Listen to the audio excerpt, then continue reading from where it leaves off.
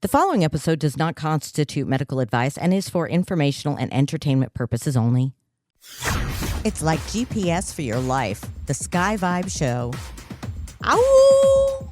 That's what it does. That's what we do when there's a full moon. But my question is, can you manifest with any moon? It is Judy Diamond along with professional astrologist Thomas Miller. Hello, Thomas. And I've got a pretty good coyote howl that I've kind of become popular for on my podcast. Kind of why I was trying to do it. I sounded nothing like you. You know, you got to, but anyway, it's fun.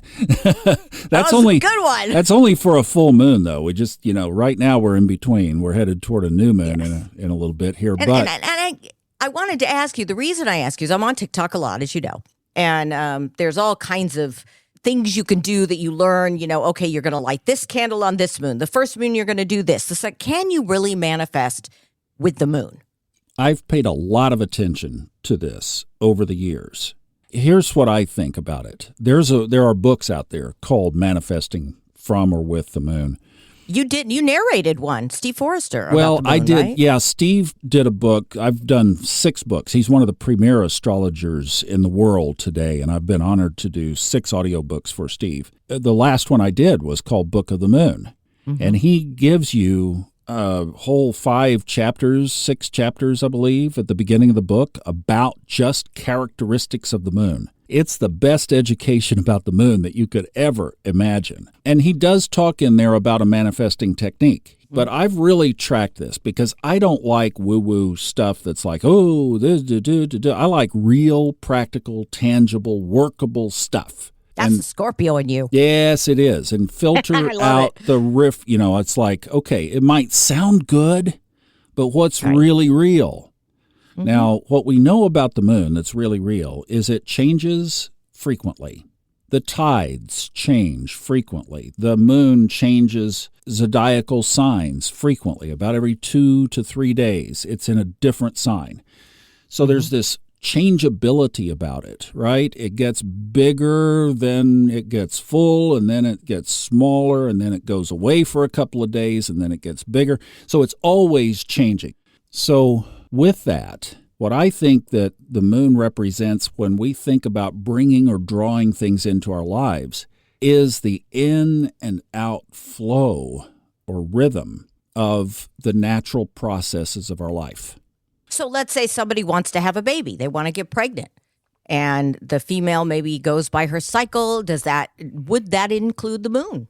Wow, what a great question. In fact, that's like almost the ultimate manifesting question, right? So look, yes. I want to be careful. I want to answer this with a technique in astrology, but I also want to be careful because I know that there are probably couples that are trying to get pregnant, and maybe they've had a difficult time, and I don't want to, give a false hope, because there are other medical issues that certainly could be at play this is broad stroke. But also, it's something that I really think if you want to apply this to yourself, you really should seek a professional astrologer's help.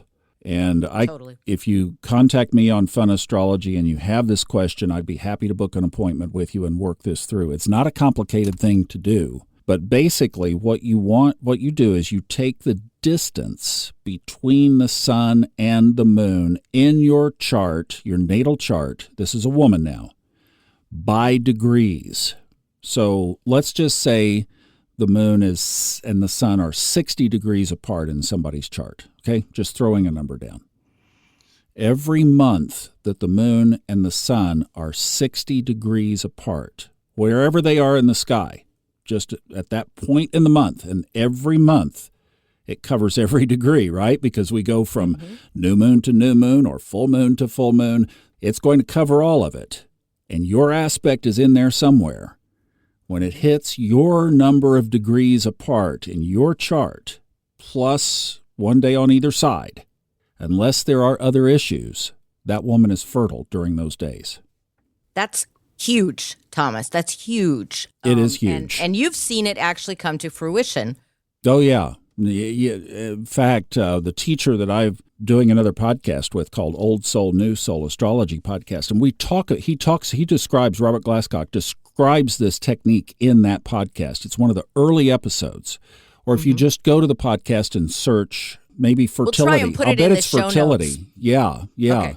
that it's in there, the full description. But again, even if you knew it, it's one of those things that's so critical, I'd want another set of eyes on it.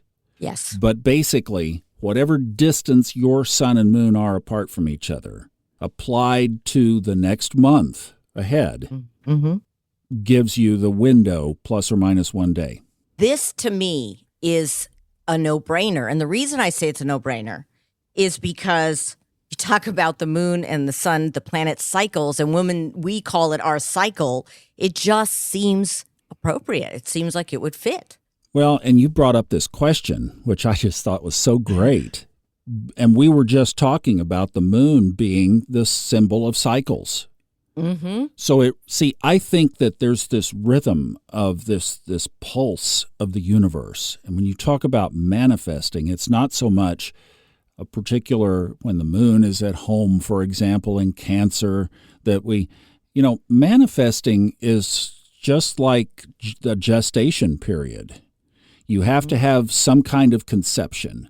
You have to have growth. You have to water it. You have to groom it. You have to grow it up. And you have to believe it. That's the biggest thing. If you don't believe it and truly believe it, you can't manifest it. So I think that there's this over-exaggeration on, let's just pull things up out of the sky. I'm going to be a millionaire. I'm going to manifest it. It doesn't work quite like that. We know that's not realistic. So what is realistic? What is realistic is there are better times to conceive, just like that question. There are better times to plant the seeds. There are better times to harvest the seeds. Of course, you know more when that is because you see the fruit. But I think that the main thing for us to do is to stay in the rhythm of the universe. That's what the moon shows us. It's that drumbeat, that pulse, that ever-changing, flowing, wonderful, beautiful, growing, expanding, contracting, resting for a few days, going invisible. Don't we all want to do that a couple of days a month, Yes. Like turn the phone off, and the new moon period where it's in the dark and we go shadowy and then we come back out and then we're shining out a couple of weeks later. If we can and get then we go howl? Yeah, howl and do it. If you feel like exactly. howling, man, do it. I think that's the better way to look at the moon as far as manifesting. Now, there is one other thing that I will say, though, and this is what Steve Forrest brings up in his book, and I think this is great, that the moon can be this catalyst for us to not only plant the seeds, but also to be in that rhythm of what is the best time to do this. There's one time every couple of days when the moon changes signs that you want to avoid, and that's called the void of course moon. And we talked about this in a previous episode, but I'll just describe that when the moon moves through a sign, let's say that it's in Gemini. We're talking about Gemini. Let's say the moon is in Gemini. The next sign is Cancer. The moon has gone all the way through Gemini. It's toward the very end. There are 30 degrees in the sky, 30 geometric degrees in the sky in every sign. So the moon has moved through most of the 30. It's getting ready to scoot on out and go to the next sign.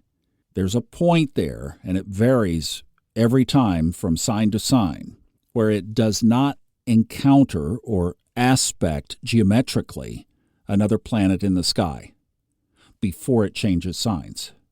So there's nothing else in its path to square or sextile or trine or opposition, all those astrological terms, that it is in this dead space, if you will. So you're basically in the dark. That's the time to not try to manifest something.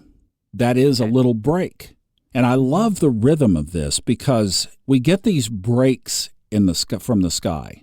Mercury retrograde, that happens every about 88 days, let's say, upper 80s, and it lasts for 3 weeks. Every about 3 months, the universe is telling us to kind of take a tech break, like throttle back. I know none of us could make a living if we weren't on our phone and our computer and all that, but do what you can to throttle back every about almost 3 months. There's a rhythm. Taking a break, you could learn about astrology by listening to the show and kicking back. That's a break. And there's this little lunar break that we get, this void of course, that every couple of days, and I know it's you again, it's like, oh, well, sorry, I can't do that meeting right now because the moon is void of course. It's like, yeah. People would think you're a spaz to use that word Sorry, again. Billy, you got to do the show on your own this morning because the moon is void of course, and I'm going to be sleeping in. I mean, that would be like, let's talk about your contract real quick. Yeah. That is now void of course. I've already used Mercury in retrograde way too many times. Yeah, you when can't. I'm late. No, don't try this one at all. So, but you see what I'm saying is there's also a rhythm of rest. So resting is just as important as go, go, go. And that's been long forgotten in our society. But we do need to take chill pills every now and then. And the cycle has that built into it every couple of days. It's beautiful. I love that.